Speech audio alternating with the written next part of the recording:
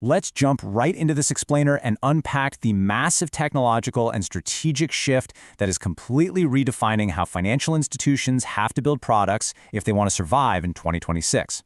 If you've been watching the financial sector lately, you already know the ground is shifting right beneath our feet.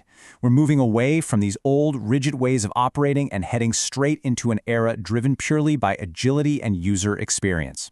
To really grasp where we are right now, we need to picture the 2026 battlefield. Traditional banks are literally weighed down by 40-year-old mainframe technology, and trying to innovate on top of those ancient systems, it's incredibly painful, risky, slow, and expensive. You see, these mainframes were originally designed as digitized ledgers, not as the dynamic engines you need for modern digital ecosystems. Trying to bolt a sleek, real-time feature onto a decades-old core is exactly the friction holding these giants back. The contrast in the numbers here is just staggering. On one side, you have expensive, slow legacy engines costing roughly £150 per customer, managing maybe one release a month if they are incredibly lucky.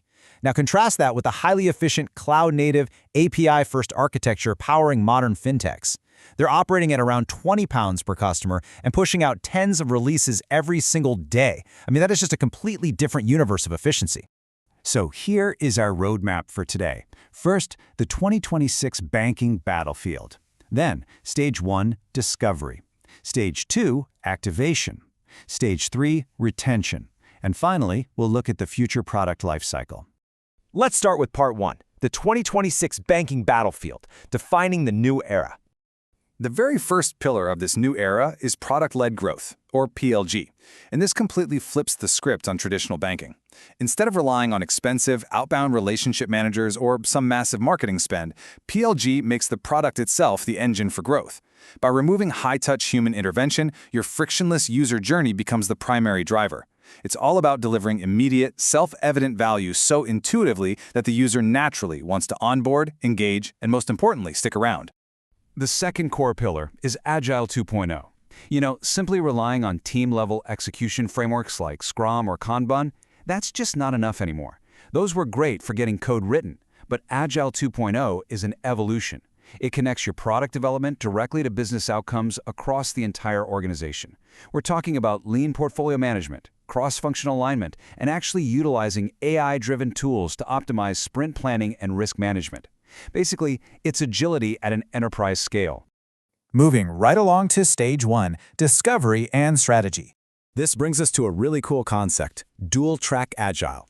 Gone are the days of the old, build it and hope they come approach. Modern teams are constantly validating ideas with users, and they're increasingly using AI to test product hypotheses, all in parallel with coding. Step 1 and Step 2 are happening simultaneously. This constant data-driven feedback loop is crucial because it prevents the massively expensive mistake of building features nobody actually wants or needs. But to actually pull this off, you need crystal clear roles, especially in heavily regulated environments. Think of the product manager as your visionary steward, the strategist who focuses on customer value and navigates the complex maze of banking compliance. The product owner, on the other hand, is the tactician. They own the backlog and drive daily execution alongside the developers. In Fintech, blending these two roles together can lead to an absolute disaster, like accidentally shipping a feature that violates major compliance laws just because that high-level strategic oversight was missing. Which takes us to Stage 2, activation and MVP. In today's mobile-first world, your time to value absolutely must be lightning fast. Think about your own habits. You download an app, and if you hit a wall of clunky KYC, know your customer regulations that take days to clear, what do? You delete the app. Fintechs are using modern APIs to navigate these compliance checks smoothly in the background, delivering that crucial aha moment in a matter of minutes, not days. Because let's be honest, mere signups are just a vanity metric. What actually matters is the funded account ratio. Hitting that 50 to 80% benchmark represents the critical threshold of users who actually put money into their accounts or execute a transaction. That proves real activation. If you have 1 million signups but only a 10% funded ratio, you don't have a business, you just have a very, very expensive mailing list. When you compare the digital capabilities of fintechs directly to traditional banks, the maturity gap is just massive. We're talking minutes for onboarding versus days. Personalization relying on real-time AI versus limited, clunky pilot stages. We're looking at a 20 to 40% capability gap here. It perfectly illustrates exactly why traditional banks are bleeding market share to more agile, digital native competitors. All right, let's jump into stage 3, retention and scaling. To measure true product stickiness, we have to look at the daily active users over monthly active users. That's daily active users divided by monthly active users. This engagement metric is literally the ultimate leading indicator of revenue durability. It proves that users aren't just holding a dormant account, they're finding continuous daily utility in your product ecosystem. If this ratio drops, churn is coming for you no matter how much you spend on marketing. And hitting over 120% net revenue retention, or NRR, well, that is the holy grail for fintechs. An NRR over 100% means that even if you acquire 0 new customers tomorrow, your revenue is still growing. Why? Because your existing users are expanding their usage, adopting new features, and organically driving revenue. That's the real power of a successful PLG strategy. Now, you need to be aware of a very common trap when calculating your metrics. If you calculate your customer acquisition costs based only on marketing spend, what we call your apparent CAC, you are basically lying to yourself. You absolutely must factor in the fully loaded costs. That includes the $5 to $25 per user it costs just to run anti-money laundering and KYC compliance. If you ignore the friction and cost of compliance onboarding, your unit economics are going to be completely distorted.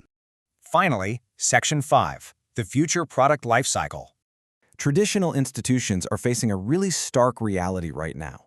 They are pouring up to 80% of their vast IT budgets just into keeping the lights on. They're spending an absolute fortune to maintain outdated mainframe complexity, which literally starves their product teams of the 20% budget they actually need to genuinely innovate and compete with fintechs. It's just a vicious cycle of technical debt. But there is a way out. Instead of attempting a terrifying Big Bang lifeboat migration where you try to move all your systems at once, banks need to embrace what we call the brownfield, thin slice strategy. This means strategically carving out thin, vertical slices of modern infrastructure to build new products one at a time. It mitigates risk, proves the technology works, and allows the bank to gradually change its culture and operating model without blowing up the whole system. I want to leave you with a rather provocative thought to chew on. The industry is rapidly moving to cloud-native APIs, Agile 2.0, and product-led growth. The data is absolutely clear, and the roadmap is already written. So you have to ask yourself, is your organization truly embracing this transformation, or are you just waiting to become obsolete? Thanks for joining me on this explainer, and I hope this gives you the clarity you need to navigate the future of financial products.